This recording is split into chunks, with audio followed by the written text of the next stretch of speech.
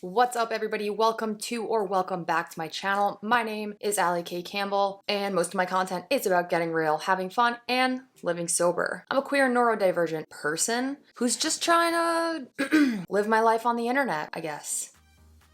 If you like entertaining and sometimes educational, or maybe it's the other way around, content about sobriety, ADHD, being queer, how those things intersect, well, you can go ahead and subscribe to this channel. You will get a new video every Sunday, according to my banner on YouTube. But what you'll actually get is a new video every once in a while.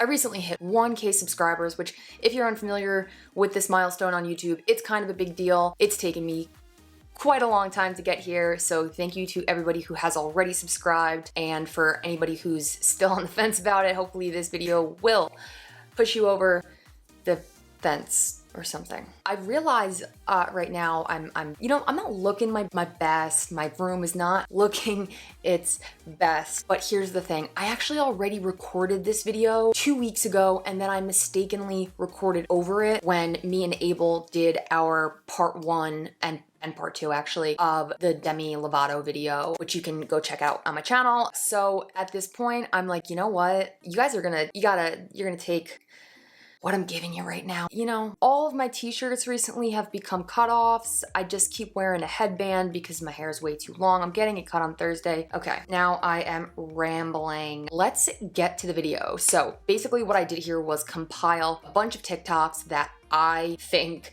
can maybe inspire someone to either stay sober or get sober. At least they helped me to do so. Not to say that the only thing keeping me sober is TikToks, but hey, listen, we need lots of different tools in our toolbox. You can check out all that series on my channel as well. Before I get into these TikToks, before I show you guys these TikToks and obviously offer my commentary on them, because that's what everyone's really here for, right? I want to say that like addiction is not a joke. It's not a joke. I'm not looking at these TikToks and laughing like at these people or, you know, judging them by any means. If you've watched any of my videos prior to this, you know that I'm a big advocate against judging people's use or misuse of substances. I'm the last person who has the right to do that. I want to just like throw that disclaimer out there that just because I'm, you know, citing these TikToks as reasons to stay sober or get sober, TikToks that will make you want to stay or get sober, does not mean that any of these people have a substance abuse issue. It doesn't mean anything about them, actually. If anything, it says more about me than it does about them, so please keep that in mind while you're watching this video. I did notice that a lot of these videos brought me back to times that I was drinking and using that were not good and situations very similar to what eventually led me to get sober. You know, for the people who actually posted these videos, the difference between them and me, by knowing nothing else about them aside from this, you know, 20-second TikTok that they posted, maybe they didn't have the same awful consequences that I did when situations like this happened to me. Like, I usually woke up after a bad night of drinking and felt like, well, I wanted to commit die and I wanted to just go into a Xanax shame spiral or go into a Xanax hole to avoid my shame cycle. Also, keep in mind that these people, they probably posted this stuff just because like they found it like funny. We're like joking around. So I wouldn't take it too seriously. If you're looking to kind of have your memory jogged about what it could be like to drink and use again so that you can kind of like add a little bit more motivation for your sobriety journey, then like maybe this video can help. Or if you're considering, you know, trying on sobriety or getting sober, or you're new to sobriety, maybe it'll do the same for you people as well. You people, you lovely people as well. Or maybe like you'll just find them, you know, entertaining. Who the f knows? I can't anticipate how you're gonna react to this. Enough disclaimers. Let's just watch the videos. Okay, I'm gonna put them on my phone. Actually, they're already on my phone. Who the f is calling me at 7 p.m.? Okay, here we go. Sometimes I'll drink water to confuse my liver, and then boom! Back to work, bitch!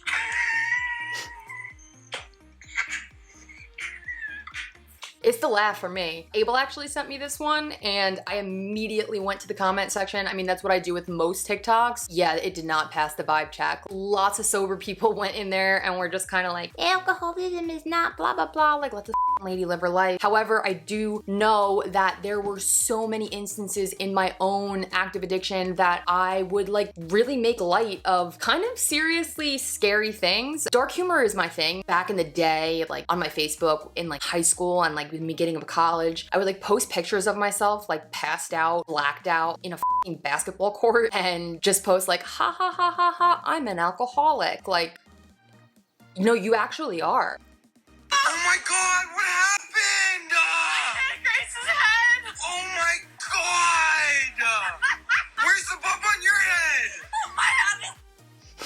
All right, the amount of injuries that I have sustained, physical, emotional, spiritual, during my drinking years is, I don't know how I'm alive. The bump on this girl's head is, like, it's just so big. Feel like it has its own area code. The thing is like when this shit's happening, it's funny. You're like, yeah, whatever, I have a concussion. But at the same time, like you can get seriously injured. I had gotten seriously injured several times. I actually, the first time I drank, not the first time, maybe like one of the first 5 times, I took like 13 shots of Bacardi Raz and then fell down a flight of concrete stairs and like popped a disc in my back, got sent to the hospital.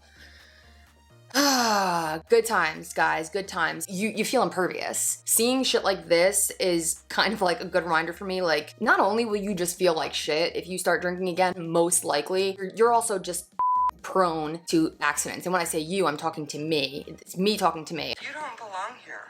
Okay, good. Are you old? Did you just Are call you- me old? Are you intoxicated? I think you're No, intoxicated. I I think you should call the cops and maybe get her a breathalyzer for being out here. you I like think to you're talk to those intoxicated. people. I think you're intoxicated. I think you're over the legal limit, and I Do think you you need to have a have- breathalyzer test done. I think you may be under the influence of drugs and alcohol. Is that That's is that a funny, legit Mr. concern? Bryant. Ew. Ew, ew, ew, ew, ew. Why does this make me want to stay and get sober? Why does this make me want to continue to stay sober? Because of people like douchebag who was filming this poor lady. He clearly thinks that somebody allegedly or seeming as if they're under the influence of alcohol and drugs is a reason to berate a stranger. No, Brian. This guy's a f***ing dick, honestly. When I was drinking and using, I was putting myself in more situations that gave other people around me the opportunity to take advantage of me or treat me poorly because my senses weren't about me, right? I don't know, I feel bad for the lady in this video. It's f***ed up the way that this guy was speaking to her.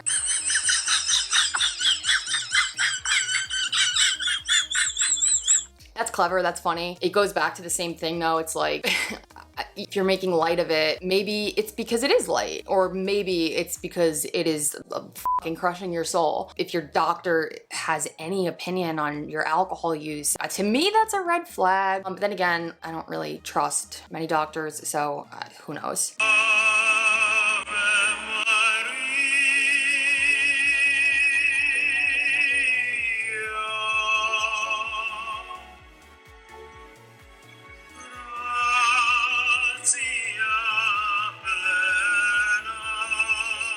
Normally I love a blonde with eyelashes like that, but this is, it just, I mean, when I think of drinking alcohol now, it physically makes me like feel sick. The thought of alcohol being in my system really grosses me out. I saw a video of myself chugging Jack Daniels when I was like in high school and just like, ugh, that's like the same feeling that I get from watching this. Just that long chug of what looks like rosé. Like, ew, super sugary, super sweet. She was definitely throwing up. True or false?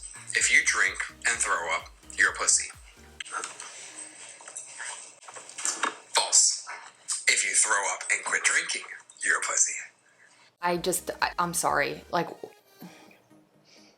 are straight white men okay? Has anyone checked on them? Of course his name is Zach. You know what? No, I'm not here to judge these people. That's right. But this is just, Oh, come on. There's toxic masculinity, and then there's toxic masculinity. The flame is fueled even higher. I know there's a better way to say that when it comes to alcohol. Even when you look at the commercials around alcohol that are geared towards men, it's this like macho bullshit. This guy thinks that you're a pussy if you throw up, you're a pussy if you stop drinking.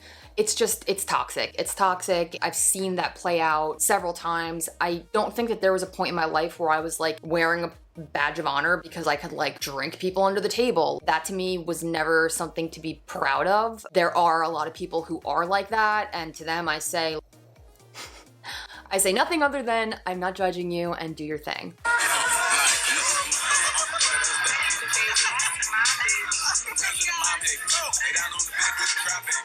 That party looks lit and terrifying, which is like my favorite combo of things, but it does bring me back to the times that I end up at house parties, usually like strangers' houses, or not even necessarily house parties, sometimes just like a couple of people, but we were all so f***ed up that something bad is just bound to happen. 9 out of 10 times it did. This poor guy is like falling all over himself. That would be me. Part of my like drinking and using history was a lot of overindulging. To be honest, it goes much further than that. Overindulging when I was in social situations because my anxiety kind of like fueled my drinking and vice versa. So in situations like this, especially for me being somebody in the queer community, if I was gonna go to a gay bar or like a pride event and I knew there was gonna potentially hot women around, I lost all f***ing cool and would just overdrink like an idiot and further solidify the chance that I would never meet anybody when I was out. I was nervous. Internal belief that if I was in a setting where like a bunch of people were there that I needed to drink to make me feel more comfortable, that was never really the case because almost always ended up overdoing it, and then I would just be so ashamed and like anxious the next time that I wouldn't even want to ever see those people again. Can't tell you guys how many times I've blocked new people and people who are fixtures in my life a day after drinking or doing something stupid. It was the equivalent of me just like putting my fingers in my ears and just being like la la la, like I don't want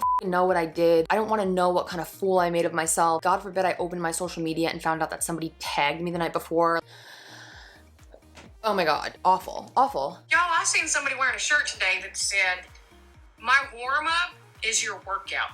Yeah, well, my casual drinking is your alcohol poisoning, so fuck off! Toxic masculinity thing. I can't really relate to that because I never used my drinking as a way to show how cool I am. If anything, I just proved to people how uncool I am. I'm sure a lot of guys deal with this kind of shit, and if you do, I'm sorry. My casual drinking is your alcohol poisoning. Bitch, like my alcohol poisoning is my alcohol poisoning, which is also my casual drinking. So that's it. She's literally fine. She's fine. No, we're not going home. She's fine. You're fine.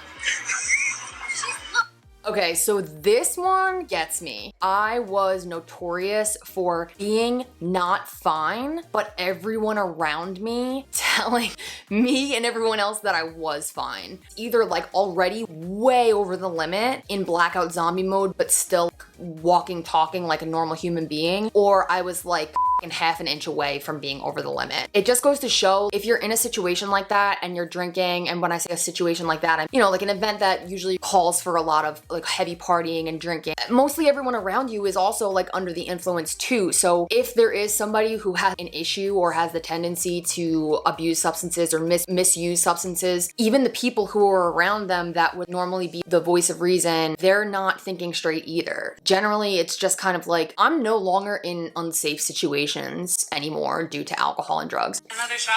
Yes, I Come do. Here, get up.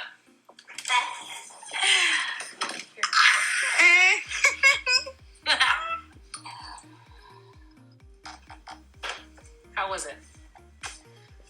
Divine. And that's how you know, Madeline. That's how you know you're drinking shit, because that was fucking water. You bitch. So I can really relate to this one, not only because she's so gone that she doesn't even hear the faucet being run to get her shot. Her friends are clearly have been trying to prove to her all night that she's done, yet she's probably been continuing to try to keep drinking, proving this to her by giving her a shot of water and then like revealing it. But then when she does react very hilariously, they laugh. like stuff like that kept me from getting sober for a really long time, because like even though I had this inkling that I had an issue, a lot of the people around me were enabling me by doing stuff like this, by taking care of me essentially when I would get being responsible for me when it wasn't their responsibility. I appreciate that. Probably most of my friends have saved my life at one point or another. Sorry, the cats are fighting. Can you please stop? Go, go, go, go, go. Go, go, go, go, go, go, go, go. Thank you. Oh my God, you can't film a video here. Be to the point of like not even knowing what's going on to that level. Your friends to have to take care of you. I don't want to be that anymore. I really don't. I would always just like end up feeling like shit about it. I'm a grown ass woman. Like I don't want to be babysat. Hey, on my birthday, I'm gonna get fucked up again, and you're gonna be there for my birthday, cause you're cool as shit. We drive the same kind of car, except you're the GTI. Gina! You? Hey, thank you, brother. First of all, so many of these TikToks, these drunken TikToks, either like take place at a McDonald's or have something to do with McDonald's. I don't know, maybe somebody should look into that. Maybe me, maybe I'll make a video on it. This is pretty lighthearted. Like this kid seems like he's a good time when he's drinking.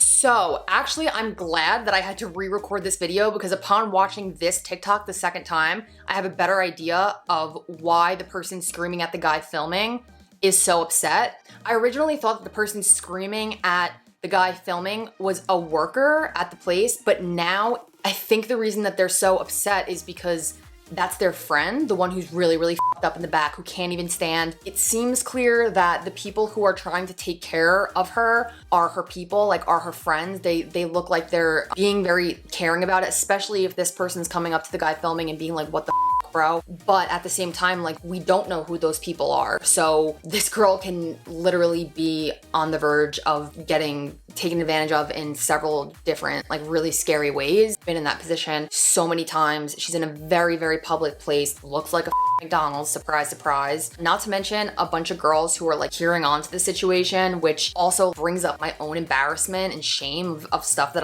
I'd done in my own drinking days. They're like in cat masks and stuff. Meaning it was probably Halloween. Halloween, notoriously my event to destroy my life. Rare aesthetic waking up at her friend's house hungover the next morning.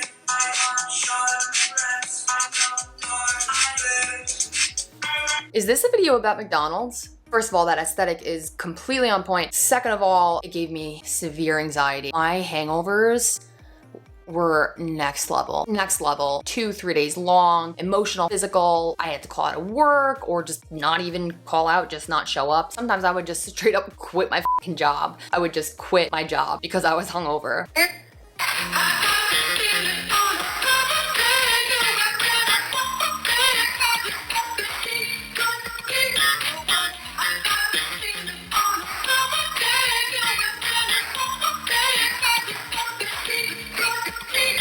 Thank God for good friends, who I'm assuming these people are, and people who have also taken care of me throughout the years. Bless you guys. Y'all are the real MVPs for us substance abusers. This kid was face down in the fucking dirt. So that's all the videos that I compiled. Let me know which one you related to the most, or which one stood out the most to you that made you be like, oh yeah, totally, I want to stay sober, or like, hey yeah, maybe that kind of sounds like a good idea. Or maybe none of those things happened and you just want to, you know, comment and be like, hey Allie, no, you don't look bad, your room looks clean, your face looks pretty. Like that would be cool too.